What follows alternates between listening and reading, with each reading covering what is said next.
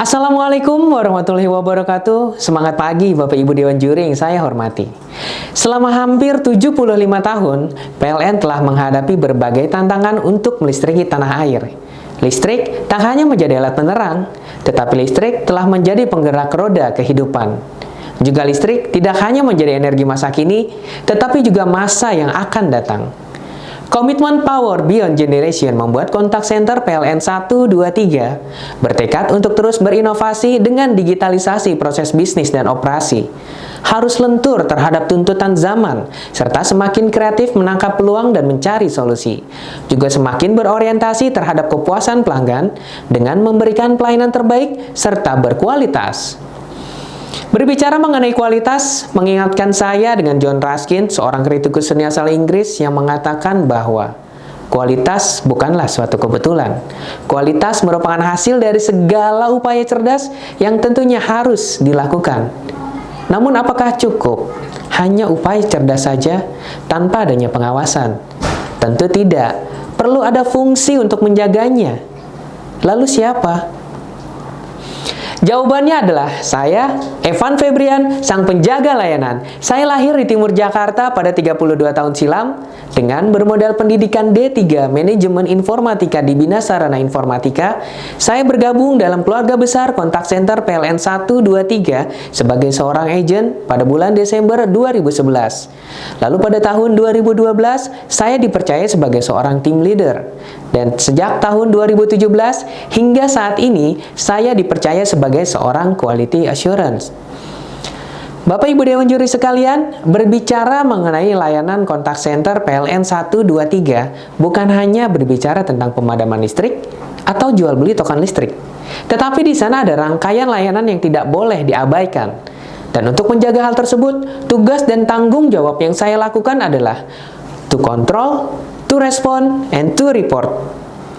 Yang pertama adalah to control, yaitu mengumpulkan dan menganalisis. Apa yang saya kumpulkan? Saya mengumpulkan transaksi agent kontak center PLN 123 secara acak, lalu menelaah kelebihan dan kelemahan agent beserta dengan prosesnya. Selanjutnya adalah to response.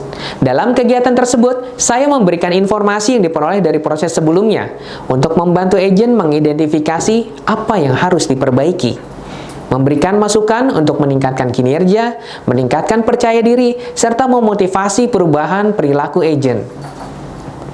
Yang terakhir adalah to report, yaitu menyampaikan perkembangan hasil dari kegiatan yang telah dilakukan, yang mana hasil tersebut dapat dipergunakan untuk mengevaluasi kinerja individu-individu agent atau sebagai basis perhitungan untuk pemberian reward dan punishment.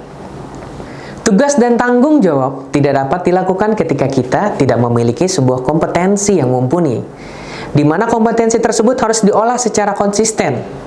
Kompetensi yang saya miliki sebagai sang penjaga layanan adalah active listening, mampu mendengarkan secara efektif, menempatkan diri saya untuk mau memahami apa yang dikemukakan oleh agent dan apa yang menjadi kendalanya selama ini. Selanjutnya adalah quick learning. Proses bisnis PLN sangat kompleks dan dinamis, dapat berubah dalam hitungan hari atau bahkan dalam hitungan jam. Saya beradaptasi untuk bisa memahami proses bisnis PLN secara cepat dan tepat, supaya informasi yang disampaikan agent sesuai dengan prosedur. Yang terakhir, bayangkan, apa jadinya jika seorang quality assurance tidak memahami tentang menghasilkan layanan yang sesuai standar, tidak mengetahui tahapan-tahapannya secara benar dan akurat. Alhamdulillah, pada tahun 2019, saya telah mendapatkan Certification Quality Assurance Professional, sehingga saya dapat menjadi seorang penjaga layanan yang berkualitas. Bapak Ibu Dewan Juri sekalian, setiap agent mempunyai potensi yang tidak terbatas jika mereka mendapat lingkungan yang dapat mendukung, mendidik, dan mengembangkannya secara penuh. Development Pathway adalah program kerja saya di tahun 2020, sebuah upaya cerdas melalui proses pembentukan dan pengembangan. Program kerja tersebut hadir sebagai jawaban atas harapan pencapaian customer atribut yang belum terpenuhi di tahun-tahun sebelumnya. Yang mana pada kurun waktu tersebut masih banyak agent yang belum melakukan verifikasi data serta cara bertanya yang tidak sesuai ketentuan. Dua parameter utama dalam mengukur kualitas layanan di kontak center PLN 123 adalah Customer Attribute dan First Resolution Rate. Bisa kita lihat bersama bahwa pencapaian Customer Attribute dan First Resolution Rate 2019, maka bisa kita kategorikan bahwa layanan PLN sudah menjadi titik yang maksimal, yaitu melebihi target yang dipersyaratkan 90,88. Tetapi ketika saya analisa lebih dalam satu demi satu dari 12 parameter customer attribute yang ada, maka terdapat dua parameter yang menjadi titik balik atau alasan saya menjalankan development pathway, yaitu klarifikasi nama dan informasi terkait dinilai 89,92 serta cara bertanya dinilai 87,71. Parameter klarifikasi nama dan informasi terkait saat ini masih banyak agen yang belum melakukan verifikasi data sesuai dengan tahapan serta kurang menjaga kerahasiaan data pelanggan. Sedangkan untuk parameter cara bertanya, agen kurang menggali permasalahan penelpon secara terstruktur dan metodologis. Dampaknya adalah data-data pelanggan pada laporan gangguan ataupun keluhannya menjadi tidak sesuai. Seperti petugas mendatangi alamat yang salah, atau nomor telepon yang tidak dapat dihubungi, transaksi menjadi kurang efektif, serta agen akan mendapatkan penilaian kinerja yang buruk. Sasaran perbaikan dari dua parameter tersebut adalah mencapai angka pengukuran maksimal, yaitu angka 4 pada skala Likert. Mari kita lihat simulasinya. Pada tabel tersebut, seorang agen mendapatkan nilai 1 pada parameter klarifikasi dan mendapatkan nilai 2 pada parameter cara bertanya. Maka pencapaian untuk dua parameter tersebut menjadi 7,5. Padahal, agen tersebut bisa mendapatkan nilai maksimal, yaitu 20 dengan kemampuan yang dimilikinya. Untuk mencapai nilai maksimal, yang saya lakukan berbeda dengan yang lainnya. Saya menerapkan tahapan cerdas dari development pathway. Tahapan pertama adalah inspirational rights. Tahun 2020 adalah tahun yang ajaib. Semua serba di rumah. Kita diminta untuk jaga jarak. Tetapi keadaan bisa diakalin. Teknologi bisa dimanfaatin. Dan virtual bisa menjadi fun. Minimal 1 kali dalam 1 bulan, saya menjadwalkan video conference melalui aplikasi Zoom. Membahas segala sesuatunya bersama dengan agent. Dimulai dengan pembahasan keluarga, kehidupan, bahkan percintaan. Sampai pada satu titik ketika kita membahas tentang pekerjaan. Saya memberikan gambaran sebuah hubungan sebab akibat bahwa apa yang Anda dapatkan akan sebanding dengan value yang Anda berikan kepada perusahaan. Ketika seorang agen ingin mencapai tujuannya dengan maksimal, maka agen ini berupaya untuk memberikan kemampuan terbaiknya pada kontak center PLN 123. Selanjutnya Bapak Ibu juri sekalian, setelah agen memahami bahwa dia harus memberikan kemampuan terbaiknya, maka yang saya lakukan adalah high and low. Dalam tahapan ini, saya menyiapkan satu recording transaksi high performance agents yang memiliki nilai baik pada parameter klarifikasi serta cara bertanya. Recording ini akan didengarkan kepada low performance agent, lantas meminta agent membuat rangkuman tahapan transaksi tersebut sebagai acuannya dalam menangani pelanggan nantinya. Apakah cukup sampai di situ saja? Proses ini masih berlanjut dengan membuat sebuah situasi layaknya transaksi dengan pelanggan. Namun saya sendiri yang akan menjadi pelanggannya dan low performance agent sebagai agentnya. Ketentuannya adalah agen tersebut harus menggunakan rangkuman tahapan yang telah dibuatnya. Tahapan terakhir adalah Almighty. Terinspirasi dari sebuah film tahun 2013 yang berjudul Bruce Almighty, mengenai seseorang yang mempunyai kemampuan untuk mengabulkan doa dan permintaan seluruh manusia. Konsep tersebut saya aplikasikan dalam kontak center PLN 123, bukan sebagai orang yang mengabulkan semua doa dan permintaan agent, tetapi memberikan seluruh pengetahuan dan kemampuan saya dalam bentuk soft copy dan hard copy informasi terbaru, memberikan post-it yang saya letakkan pada kubikel agent berisi do and don't selama transaksi, memberikan kuis, menggunakan media Google Form kepada agent seputar keluhan pelanggan yang menjadi tren saat ini. serta memberikan master form Excel perhitungan biaya pemasangan baru, penambahan daya, dan pemasangan sementara.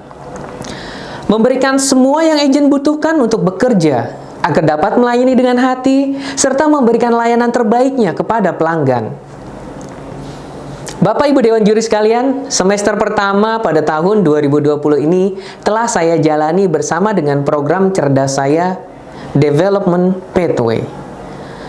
Dan atas berkat rahmat Tuhan yang Maha Kuasa dan dengan kerja keras dalam melakukan perubahan ke arah yang lebih baik, pencapaian customer attribute di semester pertama tahun 2020 mengalami peningkatan. Kondisi kritis sebelumnya pada nilai parameter klarifikasi nama dan informasi terkait naik 1,79% dari tahun sebelumnya. 89,92 menjadi 91,53. Dan parameter cara bertanya ikut naik sebesar 4,41%. Dari 87,71 menjadi 91,58. Seperti kata pepatah, usaha tidak akan pernah mengkhianati hasil. Untuk terus mempertahankan serta meningkatkan kinerja saya, beberapa hal yang telah saya lakukan diantaranya jogging, cross culture, dan mentoring. Yang pertama adalah jogging. Menikmati kebaikan pagi dengan berolahraga. Minimal 2 kali dalam sepekan, saya melakukan lari pagi. Kenapa? Karena selain dapat meningkatkan stamina serta menjaga daya tahan tubuh, berolahraga membuat suasana hati saya menjadi lebih baik. Yang kedua adalah cross culture. Adalah sebuah istilah saya untuk mempelajari apa yang menjadi tugas pokok divisi lain dalam kontak center PLN 123. Hal ini menggugah diri saya untuk berkembang, mendapatkan kemampuan baru yang dapat saya adaptasikan ke dalam pekerjaan saya saat ini. Yang terakhir adalah mentoring. Saya mampu dan sedang mewariskan pengetahuan, kemampuan, serta hal lainnya melalui mentoring kepada rekan kerja yang baru atau yang akan berada di divisi saya saat ini. Awalnya memang terlihat seperti menggurui, tetapi pada akhirnya hal ini sangat membantu rekan kerja saya memahami fungsi tugasnya. Melalui kerja keras dan kerja cerdas, pencapaian kinerja saya mencapai hasil yang diharapkan, yaitu customer attribute dan first resolution rate yang selalu di atas target. Pemahaman produk bisnis adalah mutlak, serta selalu hadir pada shift yang telah dijadwalkan adalah kewajiban. Ini dibuktikan dengan product knowledge dan attendance yang selalu 100% dalam 6 bulan terakhir. Bapak Ibu Dewan Juri sekalian, selama 6 bulan ini banyak hal yang sudah saya buat. Keinginan untuk terus belajar harus ditumbuhkan. Dan untuk menjadi lebih baik lagi, motivasi pengembangan yang akan saya lakukan adalah yang pertama, channel YouTube. Pembelajaran melalui media audiovisual artinya semua materi yang disampaikan akan lebih menarik dan mudah dipahami. Oleh karena itu, saya akan membuat suatu channel YouTube yang berisi tentang materi produk bisnis PLN. Yang kedua adalah English Today. Bahasa Inggris merupakan bahasa internasional. Bahasa yang satu ini menjadi bahasa penghubung antara satu negara dengan negara lainnya. Jika kita sama sekali tidak menguasai bahasa Inggris, kebayangkan kesusahan yang akan kita alami. Sama halnya pada kontak center PLN 123. Pelanggan yang menghubungi tidak hanya masyarakat lokal berbahasa Indonesia, namun masyarakat berbahasa asing pun sering dijumpai. Hal ini yang menjadi kendala kami untuk melayani. Dengan mengikuti pelatihan bahasa Inggris, kami akan lebih siap melayani pelanggan berbahasa asing. Yang ketiga adalah Training Behavior Analyst. Memahami perilaku manusia sehingga dapat membantu kita dalam memahami orang lain. Hal ini sangat berkaitan dengan kegiatan quality assurance untuk mendesain pengembangan agent, coaching skill, dan berbagai kebutuhan intervensi peningkatan kinerja individu, tim, maupun organisasi. Sebelum saya menutup presentasi ini, izinkan saya menyampaikan informasi yang dimulai dengan sebuah pertanyaan. Kenapa berbeda-beda? Jika Bapak atau Ibu menggunakan listrik prabayar atau listrik token, di Jakarta pembelian 100.000 mendapatkan 66 kWh. Di Bekasi, pembelian 100.000 mendapatkan 63 kWh. Denpasar, Bali, pembelian 100.000 mendapatkan 65 kWh. Mengapa dengan nominal yang sama mendapatkan kWh yang berbeda? Apakah tarif listrik tiap wilayahnya berbeda? Tarif dasar listrik belum mengalami perubahan sejak tahun 2017. Tetap 1.467,28 untuk 1 kWh-nya. Yang berbeda adalah besaran pajak dari tiap wilayah yang diatur dalam Peraturan Daerah Nomor 15 Tahun 2010 tentang pajak penerangan jalan. Jadi kenapa berbeda-beda? Karena pajak yang berbeda, bukan tarif listriknya. Sekian dari saya dan terima kasih Bapak Ibu Dewan Juri sekalian. Saya Evan Febrian, seorang quality assurance yang melayani dengan hati. Assalamualaikum warahmatullahi wabarakatuh.